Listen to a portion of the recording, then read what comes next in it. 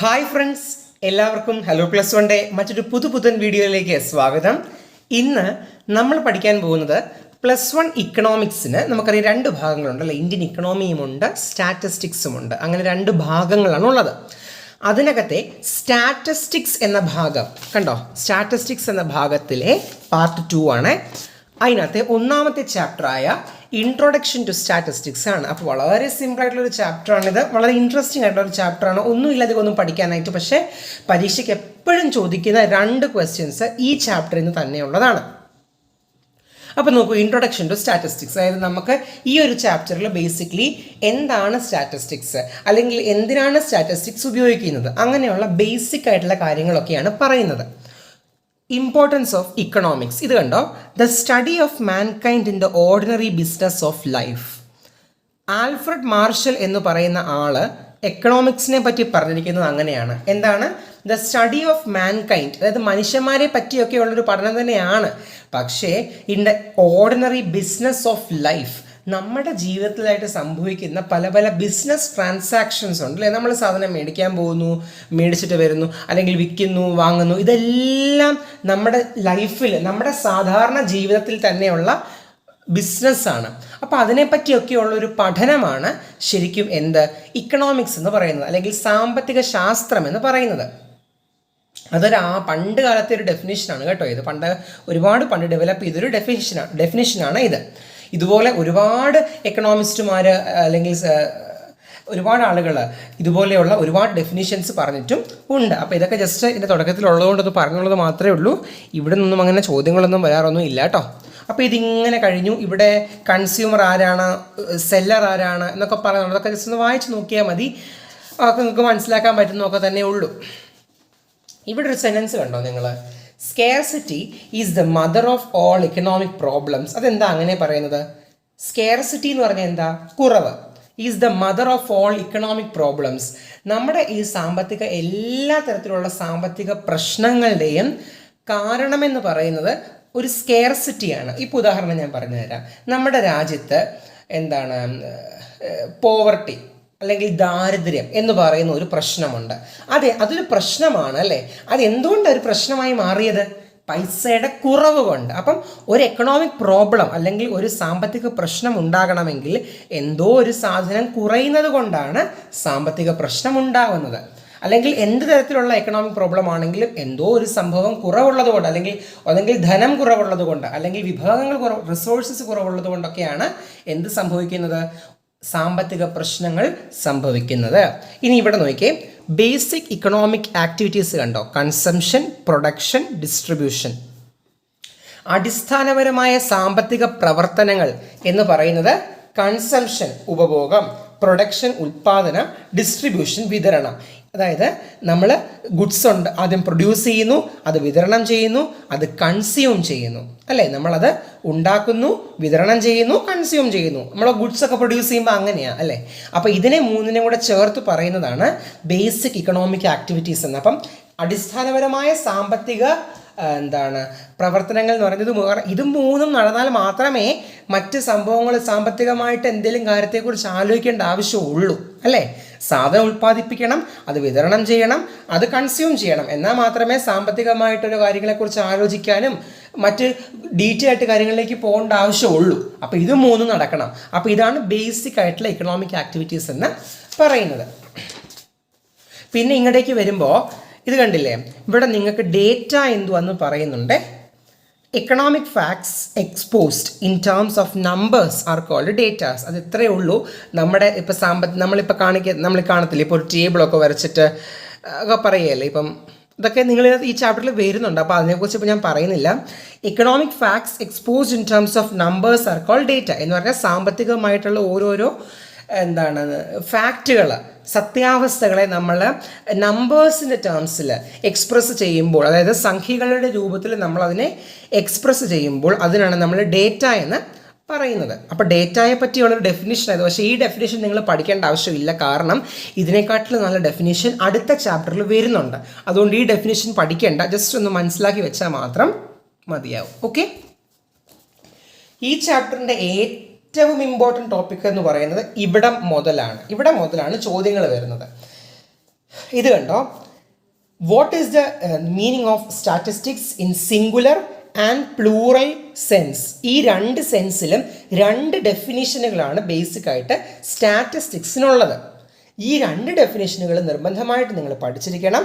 Okay, ഒന്നാമത് നമുക്ക് നോക്കാം പ്ലൂറൽ സെൻസിൽ, അതായത് ബഹുവചന ആയിട്ട് നമ്മൾ പറയുമ്പോൾ സ്റ്റാറ്റിസ്റ്റിക്സ് എന്ന് പറയുന്ന ഒരു വാക്കിനെ ഒരു ബഹുവചനമായിട്ട് നമ്മൾ കൺസിഡർ ചെയ്യുകയാണെങ്കിൽ അതിൻ്റെ അർത്ഥം എന്താണെന്ന് നോക്കാം.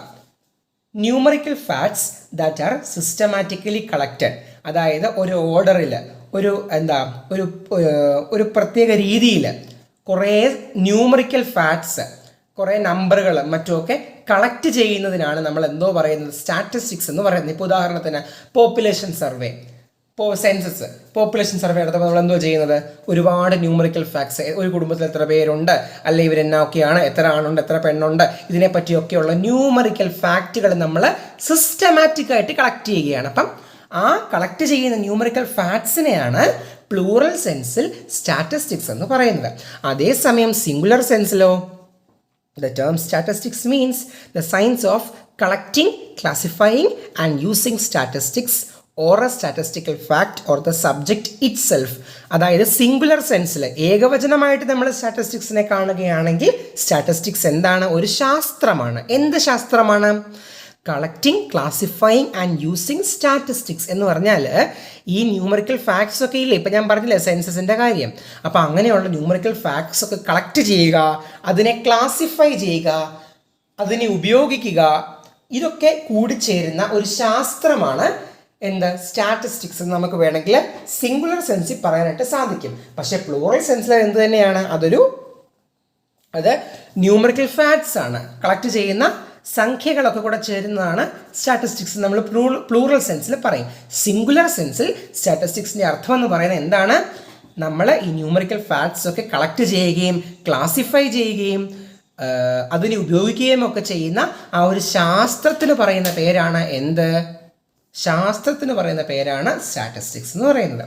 അപ്പോൾ ഇവിടെ നോക്കിയാൽ നമുക്ക് രണ്ട് ടൈപ്പ് ഓഫ് ഫാക്റ്റ് ഉണ്ട് അല്ലേ? ക്വാളിറ്റേറ്റീവ് ഡേറ്റയും ഉണ്ട്, ക്വാണ്ടിറ്റേറ്റീവ് ഡേറ്റയും ഉണ്ട്.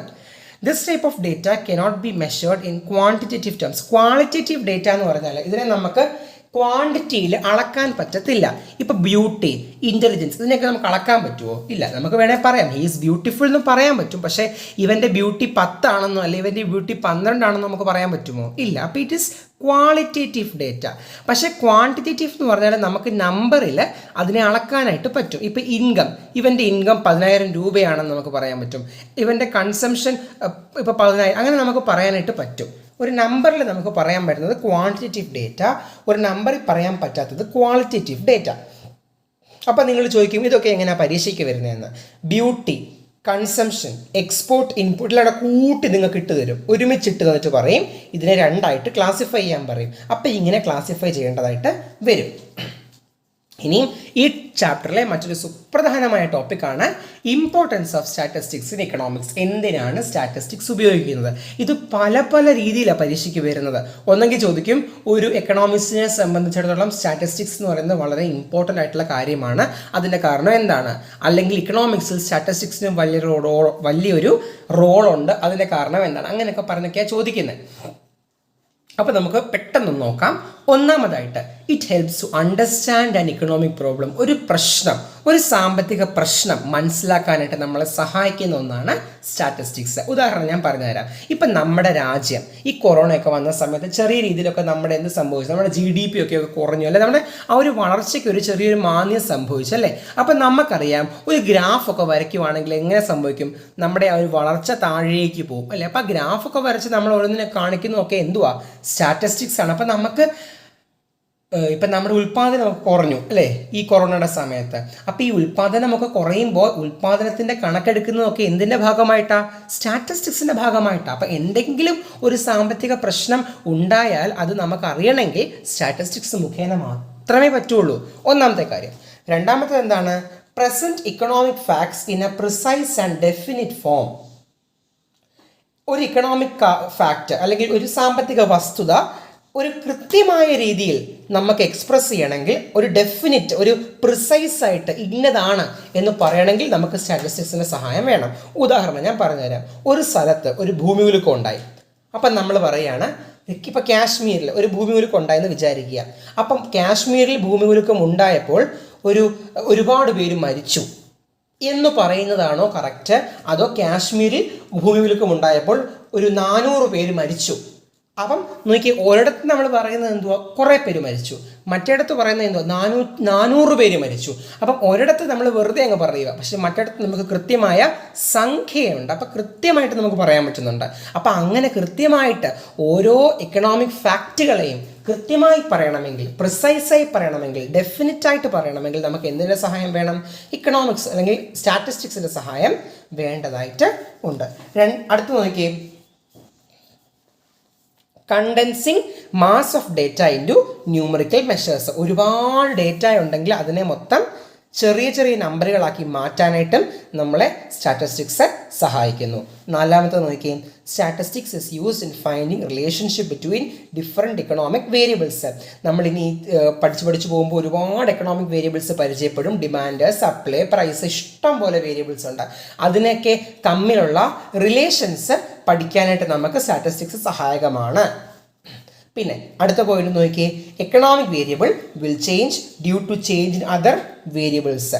അതായത് ഒരു എക്കണോമിക് വേരിയബിൾ മാറുമ്പോൾ അടുത്ത് നിൽക്കുന്ന ഒരു എക്കണോമിക് വേരിയബിൾ എങ്ങനെ മാറും, കൂടുമോ കുറയുമോ? ഇപ്പോൾ ഒരു വേരിയബിൾ കൂടി, അങ്ങനെയാണെങ്കിൽ അടുത്ത വേരിയബിൾ കുറയുമോ കൂടുമോ എന്നൊക്കെ അറിയാൻ വേണ്ടി ഉള്ള ഒരു മെഷറായിട്ട് നമ്മൾ എന്തിനെ ഉപയോഗിക്കുന്നു? സ്റ്റാറ്റിസ്റ്റിക്സിനെ ഉപയോഗിക്കുന്നു. ഇതൊക്കെ ഇങ്ങനെ പഠിച്ചാൽ മതി. കാരണം നിങ്ങൾ അടുത്തടുത്ത ചാപ്റ്റേഴ്സ് പഠിച്ച് പോകുമ്പോഴേ ഇതൊക്കെ എന്താ ഉദ്ദേശിക്കുന്നതെന്ന് മനസ്സിലാകത്തുള്ളൂ. ഇപ്പം നിങ്ങൾ പഠിക്കേണ്ട എന്തുവാ? സാമ്പത്തിക പ്രശ്നം മനസ്സിലാക്കാൻ സഹായിക്കുന്നു, എക്കണോമിക് ഫാക്ട്സിനെ പ്രിസൈസ് ആക്കാൻ സഹായിക്കുന്നു, പിന്നെ ഒരുപാട് ഡേറ്റ ഉള്ളപ്പോൾ അതിനെ കണ്ടൻസ് ചെയ്ത് കുറച്ച് ഡേറ്റ ആക്കാൻ സഹായിക്കുന്നു, ഒരുപാട് ഡേറ്റയെ ചുരുക്കാൻ സഹായിക്കുന്നു. പിന്നെ എക്കണോമിക് വേരിയബിൾസ് തമ്മിലുള്ള ഒരു റിലേഷൻ മനസ്സിലാക്കാൻ നമ്മളെ സഹായിക്കുന്നു. പിന്നെ അടുത്ത എന്തുവാ? ഒരു വേരിയബിൾ മാറുമ്പോൾ മറ്റേ വേരിയബിൾ എങ്ങനെ മാറുന്നു എന്ന് മനസ്സിലാക്കാൻ സഹായിക്കുന്നു. അവസാനമായിട്ട് ഗവൺമെൻറ്റിന് പുതിയ പ്ലാൻസും പോളിസീസും മറ്റുമൊക്കെ ഉണ്ടാക്കാനായിട്ടും സ്റ്റാറ്റിസ്റ്റിക്സ് സഹായിക്കുന്നു. അപ്പോൾ ഇത്രയുമാണ് ഉള്ളത്. അപ്പോൾ ഈ ഒരു ചോദ്യം എന്ന് പറഞ്ഞാൽ ഒരു എക്സാമിന് ഉറപ്പായിട്ടും 100% പരീക്ഷയ്ക്ക് ചോദിക്കാൻ ചാൻസ് ഉള്ള ഒരു ചോദ്യം ഉണ്ടോ എന്ന് ചോദിച്ചാൽ അതാണിത്. ഈ സിംഗുലർ സെൻസും പ്ലൂറൽ സെൻസും ചോദിച്ചില്ലെങ്കിലും ഈ ചോദ്യം ഇല്ലാത്ത ഒരു ചോദ്യപേപ്പർ വളരെ വിരളമാണെന്ന് പറഞ്ഞാൽ വളരെ വിരളമാണ്. അപ്പോൾ ഈ ചോദ്യം എപ്പോഴും പരീക്ഷയ്ക്ക് ചോദിക്കുന്നതാണ്. ഒരു 4 5 മാർക്കിലൊക്കെ ചോദിക്കാൻ ചാൻസ് ഉണ്ട്. അതുകൊണ്ട് കൃത്യമായിട്ട് പഠിക്കുക. ഇതോടെ ഈ ചാപ്റ്റർ കംപ്ലീറ്റ് ആയി. ഇത്രയും മാത്രമേ ഉള്ളൂ കേട്ടോ ഈ ചാപ്റ്റർ. അപ്പം ശ്രദ്ധിച്ച് പഠിക്കുക, നല്ല ഭംഗിയായിട്ട് പഠിക്കുക. ഈ ചാപ്റ്റർ വളരെ സിമ്പിളാണ്. ഇത്രയും മാത്രമേ ഉള്ളൂ. അപ്പം എല്ലാവർക്കും എല്ലാവിധമായ ആശംസകൾ നേരുകയാണ്. ഇപ്പം നമ്മുടെ ഹലോ പ്ലസ് വണ്ണിൽ നമ്മൾ 5 ചാപ്റ്ററുകൾ കംപ്ലീറ്റ് ചെയ്തു.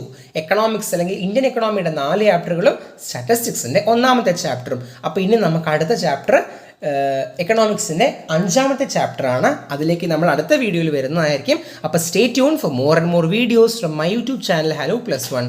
ബൈ.